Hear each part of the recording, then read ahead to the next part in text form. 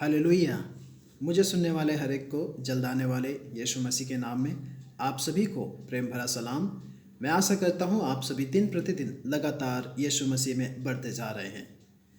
तो आइए मेरे प्रियो, आज के वचन की ओर हम आगे बढ़ेंगे और आज का हमारा मनन का विषय इस प्रकार से है, जीवन का जल। मेरे प्रियो, आप सोच रहे होंगे कि ये किस प्रकार का जीवन का जल है। तो आइए इस बातों की पुष्टि करने के लिए या फिर इस विषय को और भी अधिक मनन करने के लिए मेरे साथ निकालिए यूहन्ना रचित सुसमाचार। यह बाइबल की पुस्तक है, पवित्र बाइबल में नए करार में, नए नियम में चौथा सुसमाचार यूहन्ना रचित सुसमाचार में है, अध्याय 4। मेरे प्रियो, यदि आप यीशु मसीह के विषय में और भी अधिक खोजबीन करेंगे, जांच पड़ताल करेंगे, तब आपको यह पता चलेगा कि यीशु मसीह एक बहुत ही साधारण व्यक्ति थे जो आम रीति से किसी भी मनुष्यों के बीच में मध्य में घुल मिल जाते थे। और इतना भी नहीं, वे उन्हीं के मध्य में होकर परमेश्वर के राज्य के बारे में बताते थे। और इतना भी नहीं, वे एक राज्य से दूसरे राज्य में, एक शहर से दूसरे शहर में, एक नगर से दूसरे नगर में, एक कस्बे से दूसरे कस्बे में जाया करते थे। और उन दिनों में ज़्यादा सुविधा ना होने के कारण वे अक्सर चल के ही यात्रा करते थे, यानी कि वे पैदल चलकर एक जगह से दूसरी जगह पर जाते थे और परमेश्वर के राज्य के बारे में लोगों को बताते थे। तो हुआ यूं कि एक दिन यीशु मसीह एक नगर से होते होते गुजर रहे थे, तो वे एक सामरिया के नगर में पहुँचे। और जैसा कि आप सभी जानते हैं कि जब आप चलते हैं, एक जगह से दूसरे जगह पे जाते हैं तो आपको ज़रूर है, आप विभिन्न प्रकार की शारीरिक बातों में पड़ जाते हैं, आप थक जाते हैं, आपको प्यास लगती है। तो उस वक्त आप आराम करने के लिए किसी पेड़ के नीचे आप बैठ जाते हैं, अपनी प्यास बुझाने के लिए किसी नल के पास या फिर कुएं के पास आप आ जाते हैं और अपनी प्यास बुझाते हैं। और उसके बाद फिर से आप पुनः ताकत पाकर आगे की ओर बढ़ते हैं। तो हम यहाँ पर देखते हैं कि यीशु मसीह भी सामरिया से गुजरते वक्त यीशु आराम करने के लिए एक कुएं के पास बैठ गया और उसके चेलों लोग पास ही के गांव में जाकर वहाँ से भोजन लेने के लिए खोज चले गए। कहने का मतलब ये है कि यीशु मसीह वही कुएं पर बैठ गए और उन्होंने अपने चेलों को पास के नगर में भेज दिया ताकि वे जाकर भोजन लेकर आए। और इसी दौरान तभी एक स्त्री, एक औरत कुएं के पास पानी भरने के लिए आई। यीशु ने उससे कहा, मुझे थोड़ा पानी पिला दे। मेरे प्रियो, यदि आप किसी कुएं के पास बैठे हैं तो आपको प्यास लगी है, तो अगर वहाँ पर कोई आया पानी भरने के लिए तो आप ज़रूर है उससे पानी मांगेंगे। तो इस प्रकार से यीशु मसीह ने भी उस स्त्री से पानी मांगा। यह सुनकर वह औरत वहाँ पर जो आई थी वह बहुत ही हैरत में आ गई, बहुत ही आश्चर्य में आ गई। क्यों? क्योंकि यीशु मसीह एक यहूदी थे और वह स्त्री, वह औरत एक सामरी औरत थी। उस समय में, उस जमाने में ज़्यादातर यहूदी सामरियों को पसंद नहीं करते थे, यहाँ तक कि वे उनसे बात तक नहीं करते थे, उनसे किसी भी प्रकार का संबंध, रिश्ता, नाता कुछ भी नहीं रखते थे।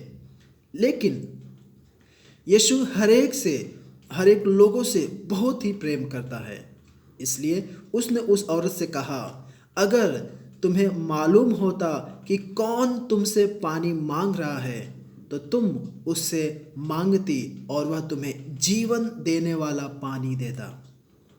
मेरे प्रियो, उस सामरी स्त्री को ये सारी बातें पता नहीं थी कि यीशु मसीह कौन है, वह मसीहा है, वह परमेश्वर का पुत्र है, परमेश्वर का बेटा है, उसे मालूम नहीं था। लेकिन उसे मालूम था कि यह यहूदी है और यह मुझसे पानी मांग रहा है और यहूदी और हमसे कुछ भी, किसी भी प्रकार का तालमेल नहीं रखते हैं। इस पर उस औरत ने कहा, हे प्रभु, कुआं तो इतना गहरा है और आपके पास तो कोई बाल्टी भी नहीं है, फिर आप कैसे यह जीवन का जल पानी देंगे हमें, है ना? फिर आप कैसे यह जीवन देने वाला पानी देंगे? क्योंकि यीशु मसीह के पास तो किसी भी प्रकार का बर्तन भी नहीं है, कुआं भी इतना गहरा है, तो कैसे वे पानी जीवन देने वाला पानी दे सकते हैं? मेरे प्रियो, यीशु ने उस सामरी स्त्री को समझाया, अगर तुम इस कुएं का पानी पियोगी तो तुम्हें फिर से प्यास लगेगी, लेकिन मैं जो पानी दूंगा उसे एक इंसान हमेशा जिंदा रह सकता है। इस पर उस औरत ने कहा, हे प्रभु, मुझे वह पानी पिला दीजिए ताकि फिर मुझे कभी प्यास न लगे और मुझे पानी भरने के लिए यहाँ पर आना ना पड़े। मेरे प्रियो, वो सामरी स्त्री, वह औरत एक सांसारिक रीति से, है ना, उसके नज़रिए से वह देख रही थी कि यह व्यक्ति है, पानी के विषय में पूछ रहा है, इसके पास एक ऐसा पानी है अगर जो पी लिया तो कभी भी प्यास नहीं लगेगा। तो ये सारी बातें उसके मन में चल रही है। लेकिन यीशु मसीह यहाँ पर एक दूसरे ही दुनिया की बातें कर रहे हैं, एक परमेश्वर के राज्य के विषय में बातें कर रहे हैं।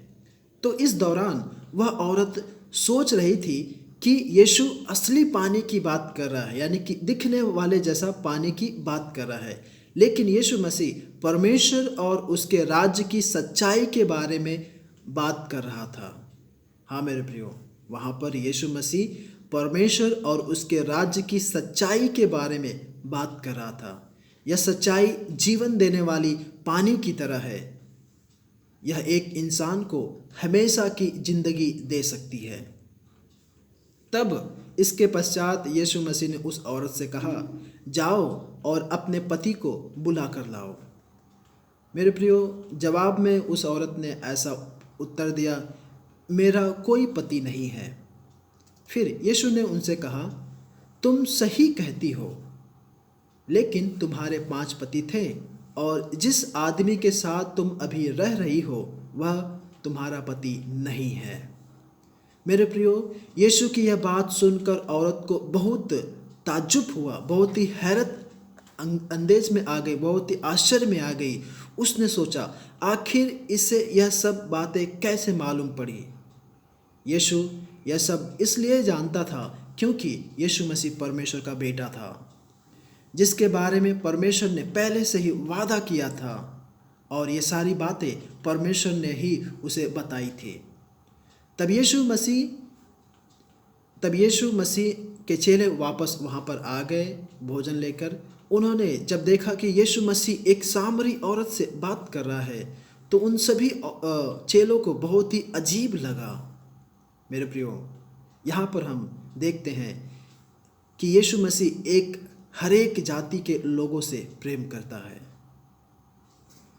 जिस सामरी स्त्री को कोई प्रेम नहीं करता था, स्नेह नहीं करता था, जिस सामरी इलाके के लोगों से संबंध नहीं रखते थे, परमेश्वर का पुत्र मेरे प्रियो उन्हीं लोगों के पास आया ताकि उनके साथ घनिष्ठ संबंध बना सके। तो मेरे प्रियो, शायद आपकी भी स्थिति कुछ इसी प्रकार से होगी। आपको भी कोई पूछता नहीं होगा। शायद आप निम्न वर्ग के हैं, इसलिए कोई आपको ज़्यादा अहमियत नहीं देते होंगे, कोई प्यार मोहब्बत नहीं करते होंगे। लेकिन मेरे प्रियो, परमेश्वर आपसे बेइंतहा प्यार करता है और परमेश्वर आपको एक समान दर्जा देते हैं। और परमेश्वर चाहते हैं, यीशु मसीह चाहते हैं कि आप जीवन के जल की नदियाँ, जीवन के जल पिए। मेरे प्रियो, यदि आप आगे पढ़ेंगे तो हमें भी कुछ ऐसा ही करना चाहिए।